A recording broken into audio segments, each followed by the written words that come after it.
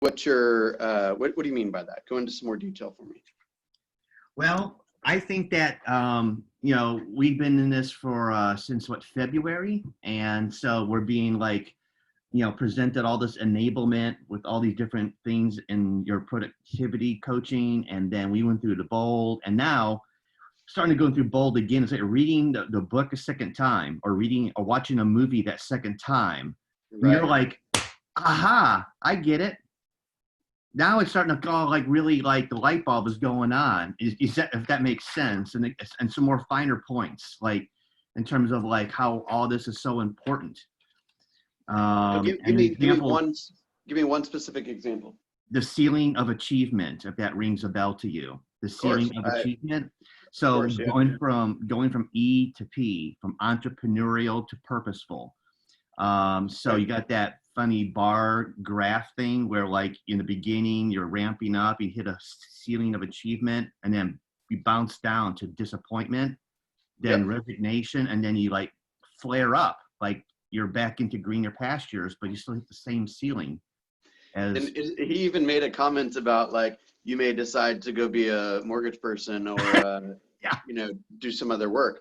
The interesting thing is especially now with, you know, any type of professional type corporate type job is gonna, like, you know, people are like, oh, I'm zoomed out, oh, you know, I'm sick of Zoom or whatever. Well, here's the thing, unless you want to go be a day laborer, you're gonna have Zoom in your life. It's going to be a core part of your day. Yeah. Right. And it doesn't make a difference whether you are in a corporate setting, or in a school setting, or in a mortgage person setting or real estate agent setting. Zoom is a part of our day. We just got to get comfortable with it. It is. Even no our other way around it. Yeah. Even our 18-year-old has bought stock in Zoom. You know, what I find interesting is like what you said before, like somebody might say, well, I'm going to resign and I'm going to go be a different type of, you know, professional. Yeah. What they don't realize is that business is exactly like this business. Yeah. Right. You have to find clients. You have to get into relationship and deepen those relationships. You need to be able to present. You need to be able to handle objections. You need to be able to have a presence online. Right? You have to start and execute systems, and you have to have follow-up campaigns, right? Whatever that looks like in your world. But if you don't do those key tasks, it's not going to make a difference. The biggest difference is our paychecks are bigger. Yeah. Yeah. Right? One of the biggest skills of the last thing, since our group is filing in, is that I used to be like that leadership executive recruiter all those years at Accenture. And one of the number one skills we looked for in a good hire was networking skills. To be able to go ahead and have a warm sphere of influence and network around you in the workplace, in the industry, at the client. So it's all about outreach, developing new, following up on them, keeping in touch with them, relating with them, consulting with them. So it's in every like profession, you know, especially the ones who really want to have a lucrative, you know, life, potential. You got to be able to do that, and those relationships are very important to preserve sustainability. I couldn't agree with everything you've said more. I couldn't agree more. It is simply, how are you going to remain competitive, and how are you going to remain unique? And you're going to need to bring, either exhibit yourself or bring people into your organization that have those skills. Yeah. Because the consumer has the freedom to pick whoever they want to pick. Oh yeah, got to stay relevant. Absolutely. Right? Cool. Well, welcome Pam and Jan. I think that's all that's with us right now. Thank you for being here. So I got a couple of real quick things to throw at you guys, and then I want to get a little feedback from you guys. So first of all, is everyone doing?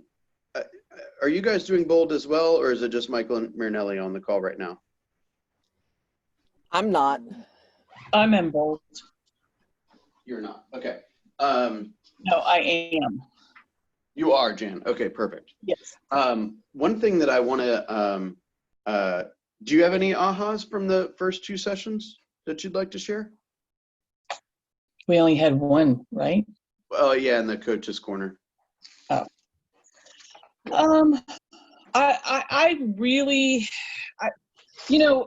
sitting through these Zoom meetings, and this is another thing, in speaking to Zoom meetings is, Did you hear the first thing I said today? no, We're what gonna is have to that? get used to Zoom. Exactly. And Stay speaking to positive. that if you're going to be relevant, you need to learn how to speak to people through these Zoom meetings, because you have to be able to hold people's attention. And that's these 2-3 people that did the Zoom this past week are really good speakers, and they have seriously practiced since the first bold. Yeah. And that's huge, because the first bold, they just lost your interest because they had not practiced their scripts as much as they could have, and they had not practiced this presentation. So they're way more on their game, and that was a huge eye opener to me. And because I hate Zoom, I don't feel like I look attractive in front of a camera. It's like I have a client wanting me to do a big video, and it's like, I don't want to do it, and I don't know who to get to do it for me. I just don't want to do it. Well, you basically have 3 choices that I can think of right off the top of my head. One is you tell your client no. I don't recommend that one. Right? The second one is you just do it anyway and you get comfortable with it, because again, it's a tool that we have to get comfortable with. And I mean, you are who you are, right? If you show up for the meeting, they're going to know who you are and what you look like. Like, what difference does it make? You're just on the camera, right? So, and if you can't get over that, I do suggest you try, right? And just like you alluded to, Molly practicing and Steve practicing, and clearly Gary's practiced, right? The more you do it, the better you'll be, the more comfortable you'll be, right? You could try that, or find a colleague to do the video. Give them an opportunity to do it. So I would just, like, one thing that I'm sure they're going to talk a lot about in Bold is just the ability to make a quick decision, right? I'm either totally unwilling to do it, I'm either going to do it even though I'm nervous or scared or self-conscious or whatever, or I'm just going to quickly say, yeah, this is important. It's not for me. Who else wants to do it? You see what I'm saying? Yes. And that's kind of, I'm just trying to figure it out. But, I just felt like, I could see such a major difference in the first time and the second time. And, that's all about practice. That's all about knowing what you're, and everything we do, they speak to that. But that just really hit home to me in this Bold. Yeah, that's a unique observation, but I think that's really good. I mean, it just goes to show if you are a 6 out of 10 on your delivery of scripts and your presentation, what if you spent 15 minutes, 10 minutes a day just working through those phrases, working through the transitions from one part of the presentation to the other, handling some objections, just saying it over and over again. Next month, you'll be a 7 out of 10. The next month, you'll be an 8 out of 10. Your conversions will increase. You'll be better at it, and therefore you will have more confidence to go create more opportunities, because you know that once you get the opportunities, you're going to nail it. You see what I'm saying? That's really good. Good observation. And by the way, that is, I always found it interesting when people are like, oh, I just took Bold, right? Well, I took a shower yesterday also, but I had to take another one today, right? Like, sometimes, like Michael alluded to at the beginning, we need to hear this message over and over again. We're going to be, I think it's a little cheesy line, but the whole man walks in the river thing, like the man's different, the river's different. Like, you never know when you're going to hear what you need to hear. You know what I mean? And it was just, I won my ticket to Bold through the drawing. And otherwise, I wasn't going to participate in Bold because it was so boring the first time. And having been to regular Bold twice already, You know, I just felt like I had better use of my time trying to, you know, put those bold principles to work. But I really enjoyed it. So Good. hopefully seeing people continue. I love hearing that. This is my 10th bold. I did bold 4 times as an agent. I did bold 4 times as a team leader. And this is obviously my second bold pivot. So, and every time I hear something I need to hear, and multiple things, obviously, right? Multiple things.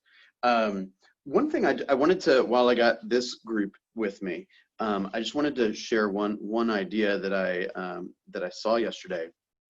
Did anybody happen to either be on the call or watch Aubrey's class on to be on a team or not to be on a team? No, we missed that one. That was yesterday morning. Yeah. Yeah. Yeah. No, I didn't, So- because I thought you would think I was trying to leave. Well, you keep your ears closed right now, Pam. Okay. So one thing that I think that was just, first of all, it was really good. It was really good. Okay. My biggest takeaway from that course was, I mean, I knew this, but I heard it in a different way, which is just like the team is interviewing the agent ought to be interviewing the team. Right? So it's basically saying, hey, I'm considering being on your team. I want to sell 25 units and make 100 grand. Can I do that in your world? Right? And the team owner, the team leader, has got a leadership acumen, right? And they have a business savviness acumen, and they have a risk tolerance, and they have a behavioral profile, and they think about the future a certain way, and they think about money a certain way. And you really need to make sure that all those things align with you. And while speaking to this group, you know, you guys continue to do what you're doing, right? Going on appointments, taking listings, having closings, building your database, getting more confidence.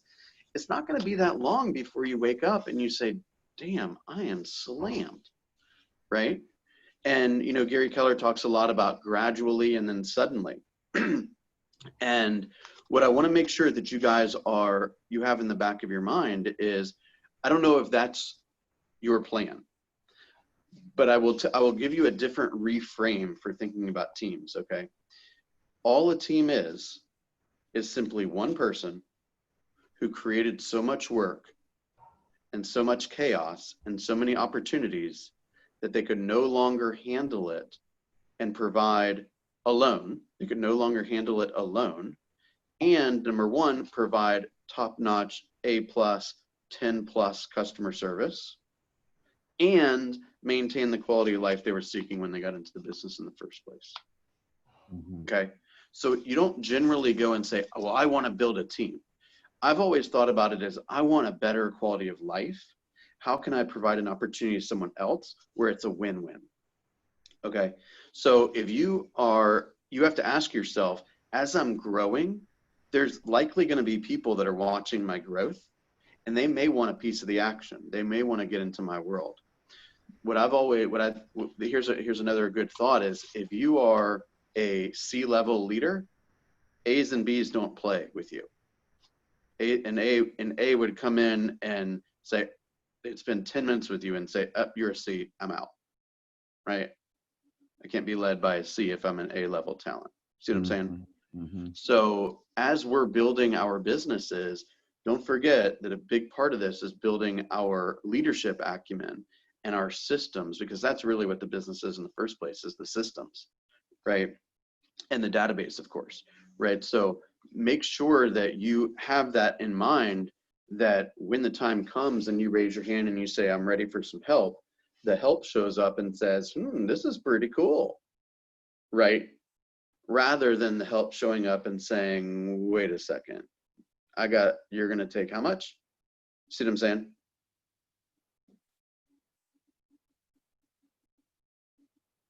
Does that mean anything to you guys?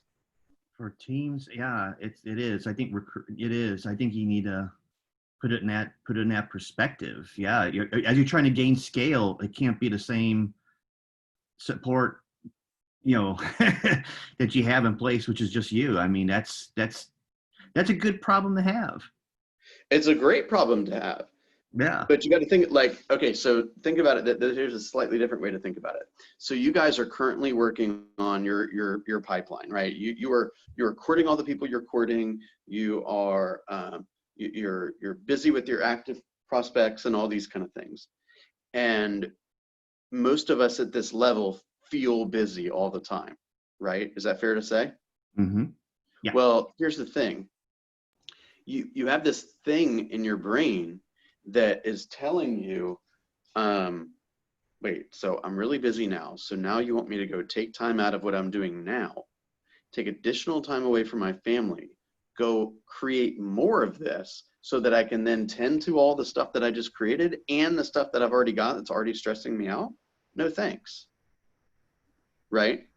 But the other piece of that, Bill, is having to teach yourself to hire help and utilize that help, because taking the time out to teach that help and having help that is not resistant to doing things the way you need them done and learning, you know, all of these new systems that you don't even know is so overwhelming. You know, Alex is not going to be with me forever, and I knew that. And she's so fabulous at what she does. And now I have to try to replace her. And that's going to be very difficult. And, you know, Yeah. And I know it's a mindset. That's where I was headed. Is I hadn't even really got into the logistics. But I'm first helping you understand the mindset, which is you've got to be comfortable with scale and get comfortable with growth, because if not, you're going to stunt yourself with your activity, right? It's kind of like, has anyone been a waiter before? Oh yeah. Okay, so it's kind of No, like thank getting. God.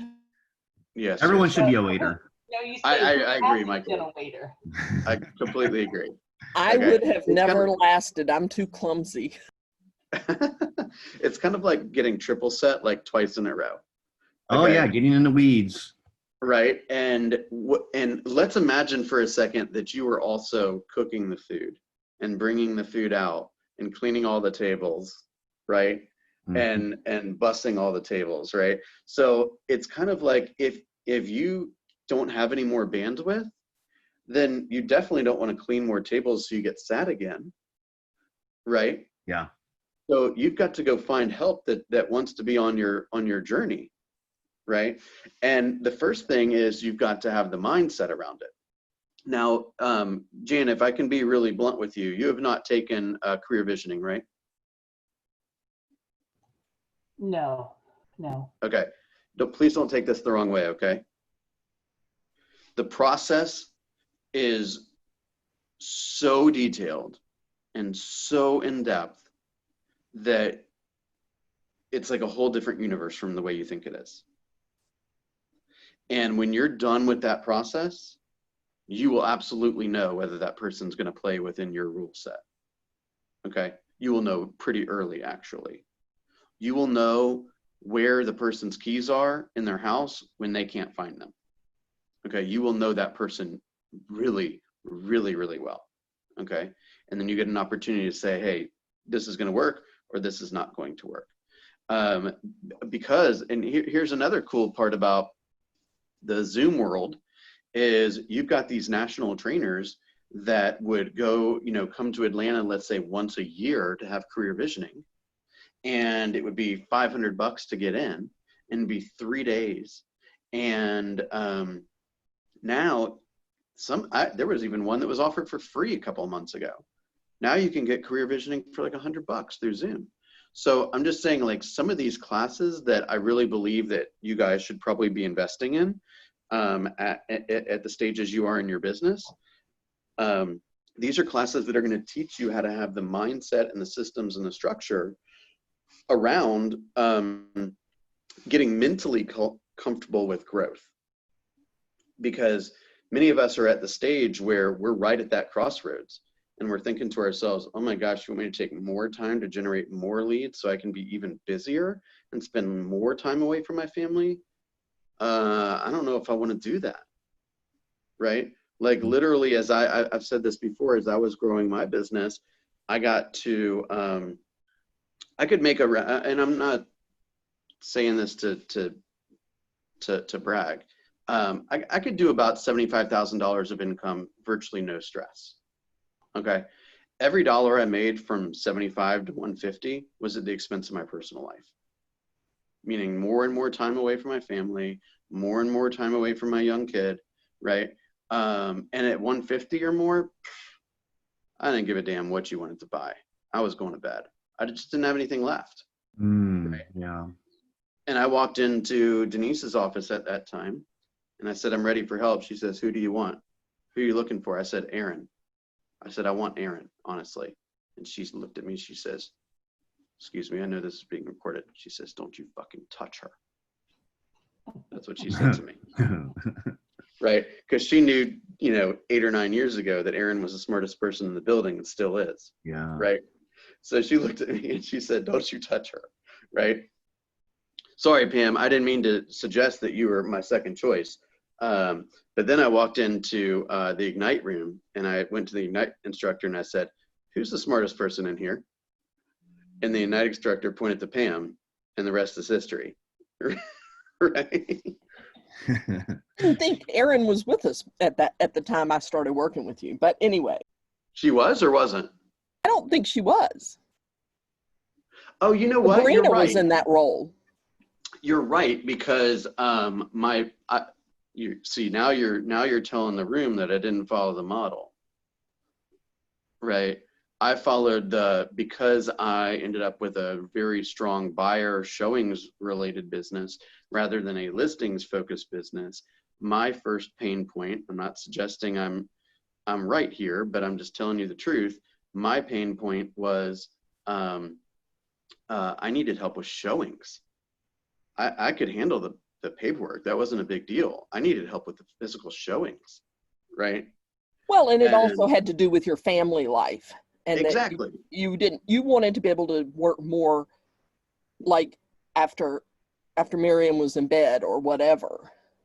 Right. And I don't know if I ever told you this, but the very first time that you showed a property for me, the very first time, that was the day Miriam crawled for the first time. I would have missed that. Wow. I heard you say that not too long ago. So I don't recall it from long ago. Yeah. So like I had to get comfortable with this idea of growth. I had to get comfortable with saying, I make a certain amount of money. I'm going to introduce somebody into my world and she's going to take some of that. Right. But what she's also going to give me back in return is to reduce the stress, reduce the amount of time that I am away from my home, right? And handle some of the things that I just quite frankly don't have the bandwidth to handle. And oftentimes, as you're approaching that, I'm kind of future pacing you guys a little bit, because it's not, like I said, if you do the work, if you commit to doing the work, there's going to be a day in the near future where you wake up and say, I'm slammed. What do I do? Right? And there's really 3 choices. Okay. One is you stay exactly where you're at. And let's just say that's at the $100,000 to $125,000 GCI, somewhere in there. And you like get comfortable with being busy and stressed. And it's almost like you take pride in not taking vacations, or take pride in like hosting open houses every Sunday. And like, you're so damn stubborn that you won't get help. Right? I know agents like that. They've been in the business 20, 30, 40 years. They've been always by themselves. They've never made over $150,000, and they refuse to get any help. And they wear the fact that they're a realtor and they don't take vacations and they work 7 days a week as some type of badge of honor. Does anyone think that's a badge of honor? No, I'm so sick of working 7 days a week, and I know that's my reality in the summertime. Except for the week that I take vacation because it's our busy season. But I will tell you, Jan, it's your reality because you've allowed it to be your reality. You could change that today. I am changing that, and I am taking more and more weekends. I only work 7 days a week when I have a new listing because I want to be the one to do the open house the first and second weekend. But other than that, I'm really trying to take weekends, and I know open houses is business, but understand, first of all, I love the fact that we talked about E2P in bold, because you are beginning to operate in a purposeful way. And that's what's going to have to be in place for you to eliminate that thought of, well, I have to be the one to host the second week open house. No, you don't. You just have to. I don't have to be, but I want to. But after Okay, well, that, then until you change that, you're going to do it. It's going to be your job. And I'm not saying it shouldn't be your job. I'm just saying there is an alternative way to look at it. So real quickly, let me tell you the other two options, and then we'll let everyone else in. One option is you basically retreat and you say, okay, well, 100 to 125,000 gives me stress, so I'll just make 75, right? So I'm less stressed. Who wants to do that, right? And the third option is you grow. And you go figure out how to be a great leader. You constantly learn. And then you have a spirit of contribution to the people that you've invited into your world, so they can have a win-win as well, right? If I can speak for you for a second, Pam, I think this is correct. You are beginning to take some purposeful actions around how do I spend my time, and what do I want my business to look like, based on the fact that I want to be at the lake or in the mountains more often, right? So you're getting more particular around your time. This is a strategic move, right? Well, but I'm not there yet, Bill. I'm not there yet. That's why we're in the growth mastermind, because we're growing, and you need to have these thoughts in your head in preparation for that. And that's what I'm trying to do now, is I'm trying to trim down my business of the actions that I do, that, I'm trying to apply the 80-20 rule to every action in my business, and not just lead generation. And it's like, where can I trim my time? You're doing the exact right thing, and bold is going to be a huge help. All right, I'm going to hit the stop recording, and I'm going to let everyone in. Okay, I appreciate this, guys. I think this was a nice discussion this morning. You agree? Yes, absolutely. Yeah.